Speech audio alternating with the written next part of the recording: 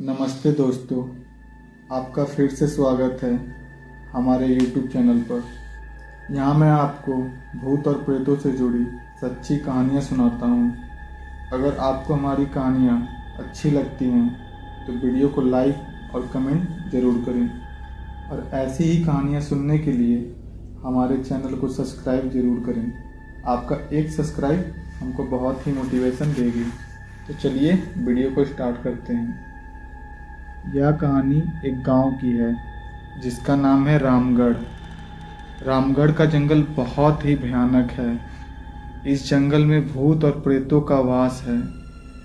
वहाँ के लोगों का मानना है कि आत्माएं भूत और प्रेत होते हैं। उन्होंने भी इस बात पर तब यकीन किया जब उन्होंने यह सब अपनी आंखों से देखा। उस गांव में एक औरत थी। उसका दिमाग कुछ ठीक नहीं था। उसका पति भी एक एक्सीडेंट में मारा गया था। तब से ही वह कुछ अजीब सी हो गई थी। कुछ लोग उसे पागल भी कहते थे।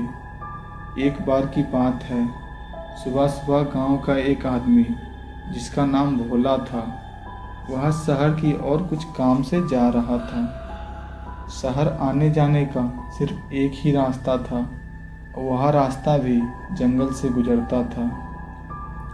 इसीलिए लोग उस शहर वाले रास्ते में अंधेरे होने से पहले चल जाते थे, और शाम होते ही जल्दी गांव वापस आ जाते थे।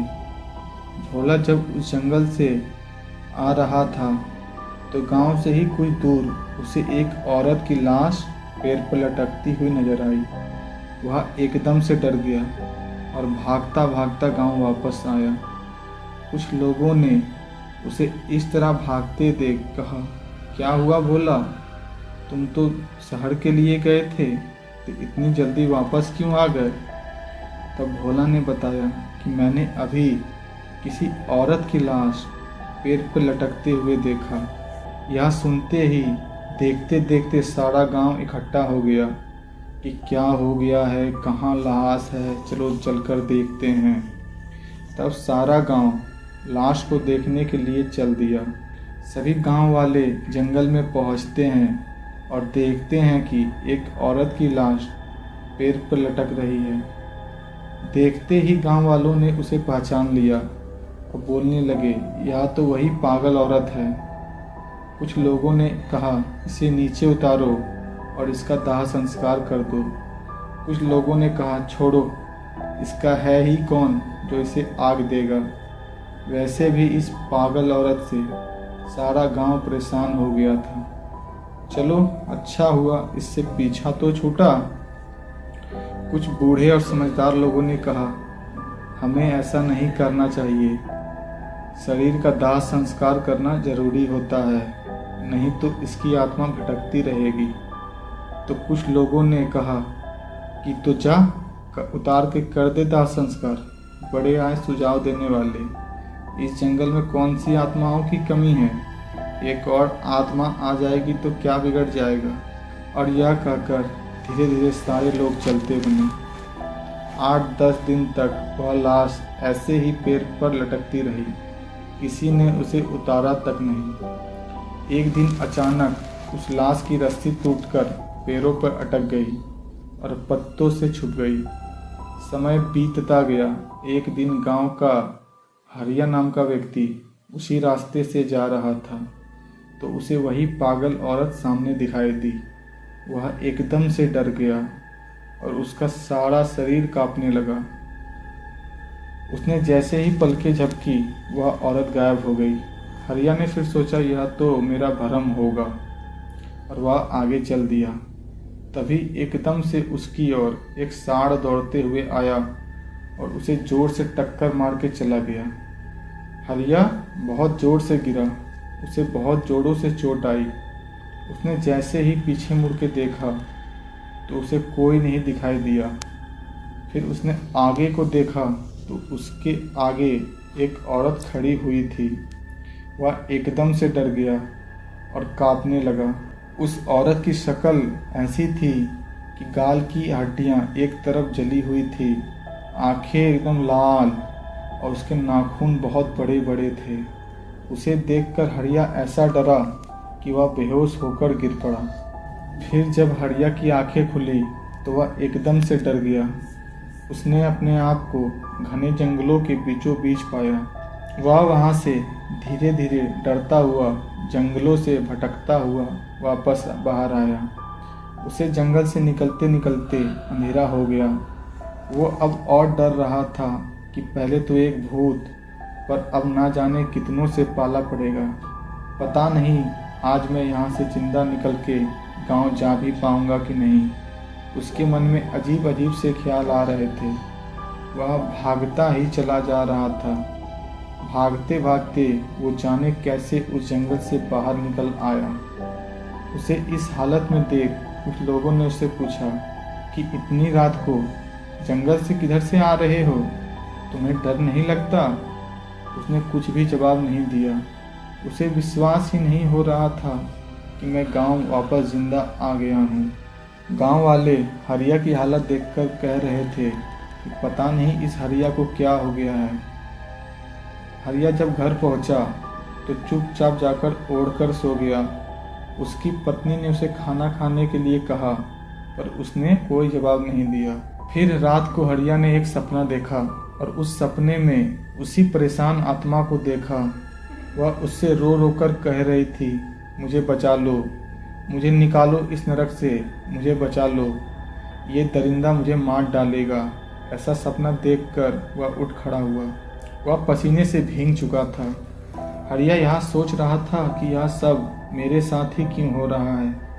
फिर सुबह हो गई लेकिन हरिया नहीं जगा। तब उसकी पत्नी ने उसे जगाने के लिए हाथ लगाया तो हरिया अपनी पत्नी के चेहरे में उसी पागल औरत का चेहरा देखता है और वह चिल्ला पड़ता है। तो उसकी पत्नी ने कहा, क्या हुआ है? तुम शाम से ही कुछ अजीब डरे हुए हो। तुमने रात को खाना भी नहीं खाया। तुम्हें आखिर हुआ क्या है? मुझे बताओ। तब उसने सारी बातें अपनी पत्नी को बताई। तब जाकर हरिया की पत्नी को समझ आया कि उसके साथ हुआ क्या है। धीरे धीरे यह सारी बात गांव में फैल गई कि वह पागल औरत भूत बन चुकी है। तभी कुछ लोगों ने बताया कि रात को यही आवाज़ कुछ और भी गांव वालों को सुनाई दी जो जंगल से आ रही थी कि मुझे बचा लो, मुझे इस नर्क से निकालो। इतना कहते कहते सारे गांव वाले परेशान हो गए और सोचने लगे कि शहर का जाने का रास्ता भी बंद हो गया, अब हम लोग क्या करें। तब कुछ लोगों ने कहा कि हम लोगों को किसी महान आदमी की सलाह लेनी चाहिए। तो फिर गांव वालों में से एक आदमी ने कहा कि पास के ही गांव में एक भगत जी रहते हैं, वह आत्माओं के बारे में बहुत कुछ जानते हैं। जब बगल वाले गांव के एक लड़के को आत्मा ने पकड़ लिया था तब इन्हीं भगत जी ने उसे आत्मा से छुड़ाया था। तो गांव वालों ने कहा कि यही ठीक रहेगा। सब लोगों ने जाकर भगत जी को गांव में बुलाया और उन्हें सारी घटना के बारे में बता दिया। फिर भगत जी ने कहा कि तुम लोगों ने उसके शरीर को ना जलाकर बहुत बड़ी गलती कर दी। चाहे वो कैसी भी थी, इतना बड़ा जंगल हो के भी तुम लोगों से 4 लकड़ियों का बंदोबस्त नहीं हो पाया। इंसान कैसा भी हो, जब वह मर जाता है तो उसका दुश्मन भी अर्थी को कंधा देने को आता है, पर तुम लोगों ने तो सारी सीमाएं ही तोड़ दी। चलो, अब जो हो गया सो हो गया, अब उससे निपटने की तैयारी करो। तब भगत जी ने हवन किया और अपना ध्यान लगा के देखा तो उसे वह आत्मा बंधी हुई नजर आई। तो भगत जी ने उससे पूछा, तुम्हें यहाँ किसने बांध के रखा है? तब उस पागल औरत की आत्मा ने कहा, मुझे एक दरिंदे ने बांध रखा है। पहले उसने मुझे मार के पेड़ पर लटका दिया था, फिर गांव वालों ने मेरे शरीर का अंतिम संस्कार भी नहीं किया। मेरे शरीर को उस दरिंदे ने कहीं छुपा के रख दिया है। इससे मेरी आत्मा कैद हो गई है। तब तक मैं हरिया को कुछ बताती, उससे पहले वह दरिंदा उसे चोट पहुंचाकर बेहोश कर दिया। तब मैंने हरिया को उस दरिंदे से बचा लिया था। फिर भगत जी सब समझ गए और कहा कि तुम चिंता मत करो, मैं तुम्हें अवश्य मुक्ति दिलाऊंगा। फिर भगत जी ने आंखें खोली और गांव वालों से कहा चलो मुझे उस पेड़ के पास लेके चलो जहाँ वह औरत मरी थी। पंडित जी ने कहा, जिस तरीके से अंतिम संस्कार करते हैं वह सारा सामान भी लेके चलो। तब गांव वालों ने सारा सामान लेकर भगत जी के आगे आगे चल दिए। भगत जी आगे आगे चल रहे थे और पूरा गांव उनके पीछे पीछे। गांव वालों ने देखा जिस पेड़ पर उस औरत की लाश लटकी हुई थी वह पेड़ तो बहुत ही बड़ा हो गया है और वह बहुत घना भी हो गया है और लाश का तो कुछ अता पता भी नहीं है, ना ही उसकी हड्डियों का पता। तब भगत जी ने कहा, सारे लोग ऊपर चढ़ के ढूंढो, हमें यह काम शाम होने से पहले करना है। तब सारे गांव वाले उस पेड़ पर चढ़ के उस लाश को ढूंढने लगे। बहुत देर तक वह लाश नहीं मिली। सारे लोग सोचने लगे कि लाश आखिर गई तो गई कहाँ, ना ही उसकी हड्डियों का पता चल रहा है, एक भी हड्डी नहीं मिल रही है। तब पंडित जी ने नींबू निकाला और सबको दिया और कहा, जहाँ यह नींबू लाल हो जाए समझना वहीं पर लाश है। 2-3 मिनट बाद एक आदमी ने जोर से कहा, लाश तो यहाँ रही, लेकिन लाश बची कहाँ थी अब, वो तो हड्डियों का ढांचा था। उसके इतना कहते ही सारे लोग चीखने लगे, भूत भूत। उनके सामने एक भयानक आदमी खड़ा था। उसके बड़े बड़े दांत, आंखें लाल लाल और मुंह भेड़ियों जैसा था। उस भेड़िए के डर से सारे लोग ऊपर से ही कूद गए। एक को तो उस भेड़िए ने ऐसा पकड़ के फेंका कि वह सीधे पेड़ से नीचे आकर गिरा।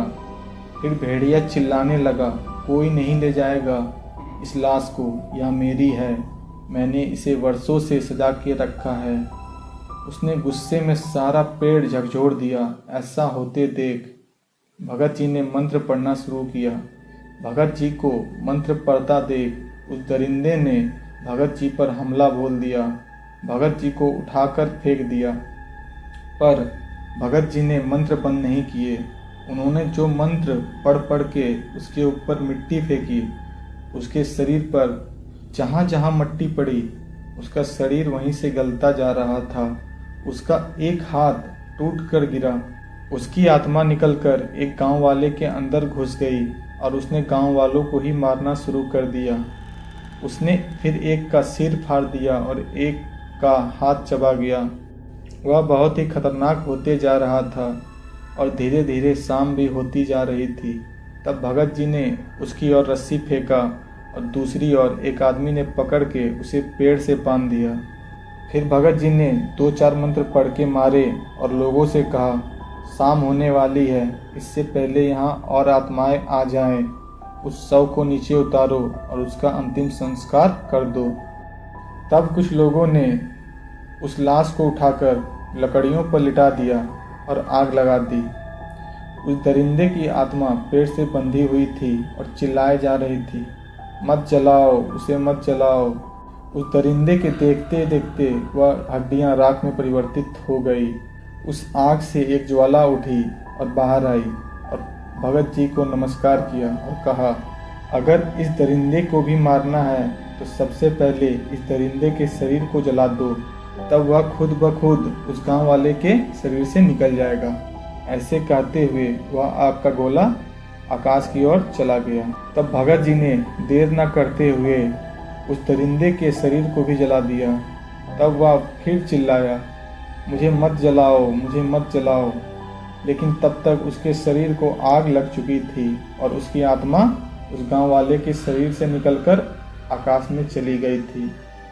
उसके बाद सभी गांव वालों ने भगत जी का धन्यवाद किया और सब अपने अपने घर की ओर चल दिए। उस दिन के बाद फिर उस पागल औरत की आत्मा ने किसी को परेशान नहीं किया। तो आपको हमारी यह कहानी कैसी लगी ज़रूर बताएं और हमारे चैनल को सब्सक्राइब ज़रूर करें। धन्यवाद।